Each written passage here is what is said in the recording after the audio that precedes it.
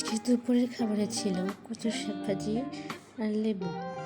কচুর শাক ভাজি দিয়ে লেবু মাখায় খাইতে এত মজা লাগে, কালারটা আমার খাওয়ার হচ্ছে কালার দেখলে একটু কালারটা দেখতে ভালো হবে, খাইতে স্বাদ।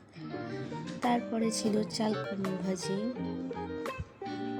এটা অনেক মজা ছিল। তারপরে এটা মাছের ঝোল, এটা আরো বেশি মজা ছিল।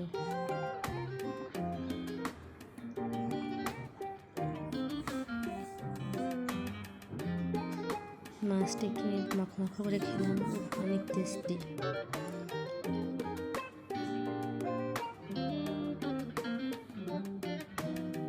তারপরে নিয়েছিলাম ডাল দিয়ে মাছ মাখায় খাইতে খাইতে এত মজা লাগতেছিল, সাথে ছিল লেবু, এত মজা লাগতেছিল।